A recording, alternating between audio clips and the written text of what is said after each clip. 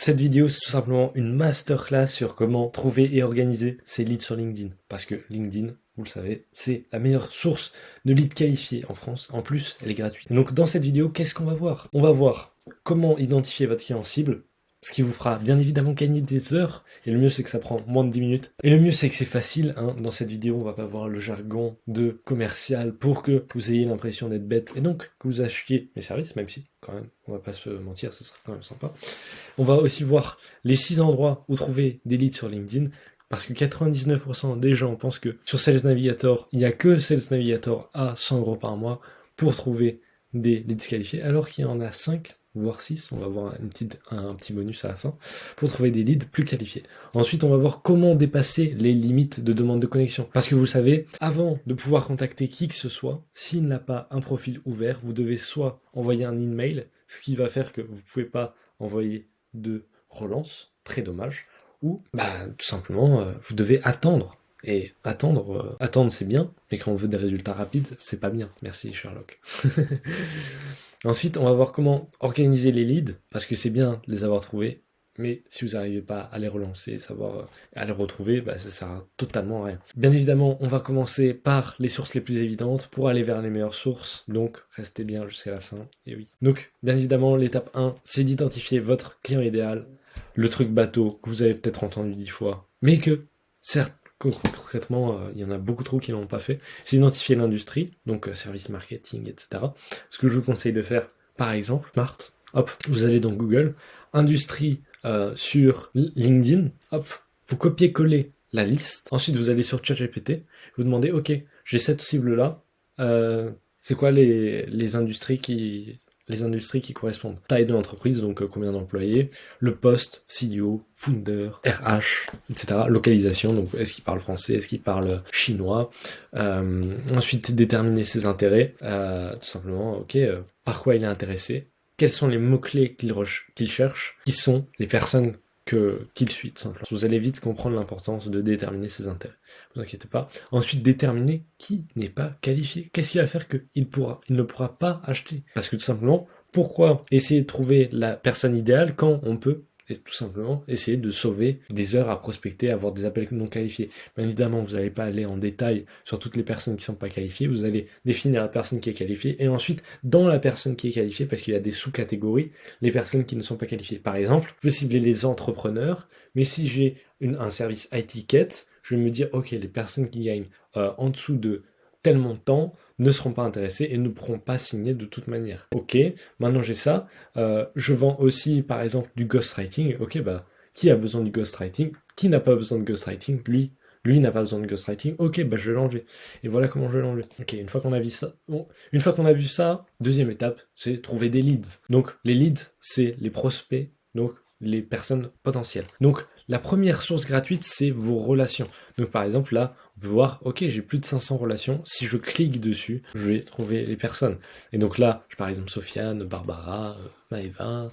Et là, tout simplement, je peux filtrer les personnes, recherche avec Sales Navigator, et je peux donc trouver les personnes les plus intéressantes. Ou, on peut le faire à la main, si on est un tryharder. Si vous avez une agence ou une entreprise B2B, et que vous voulez ajouter entre 5 à 15 rendez-vous ultra qualifiés tous les mois à la performance, ce qui veut dire que, contrairement à d'autres agences, on est obligé d'avoir des résultats, sinon on perd de l'argent. Cliquez sur le premier lien en description, il y a une vidéo et une page qui vous explique notre process exact pour garantir ce genre de résultats, le prix exact et toutes les questions que vous pouvez vous poser par rapport au fait de devenir une référence dans votre marché et obtenir des calls ultra qualifiés. Ensuite, la deuxième source gratuite, c'est l'algorithme. Bien évidemment, personne n'en parle, mais plus vous restez longtemps sur la plateforme, plus vous regardez de pubs, plus ils se font de l'argent.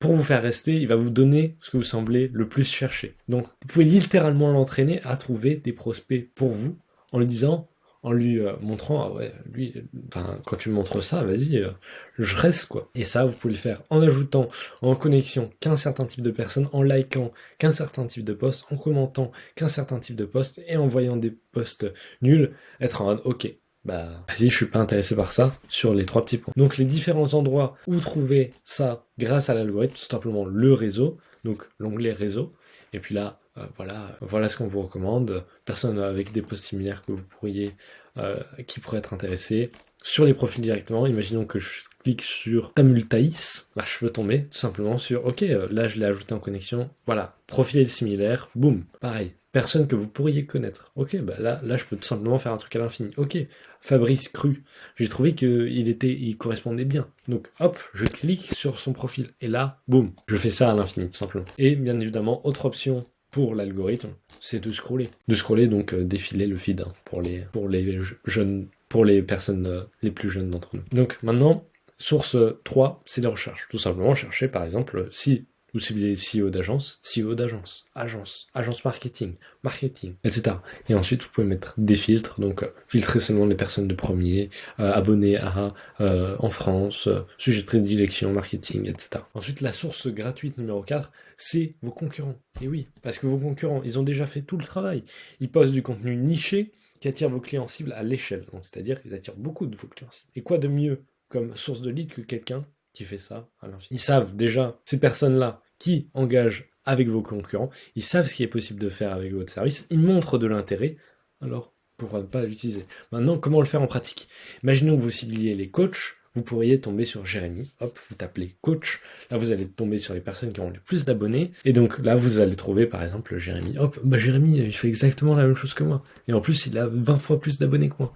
Là, vous vous connectez avec lui, et donc là vous pourrez voir les relations, vous pourrez cliquer dessus, et donc hop, s'il est smart, il va se connecter avec les personnes qu'il veut prospecter, et donc potentiellement les personnes que vous voulez contacter. Ensuite, vous pouvez aller sur ces posts, cliquer sur l'emoji de réaction, donc tout simplement là, et là vous verrez, ok, qui a réagi? Ah bah il y a Anthony, il y a Fabrice, il y a Yann.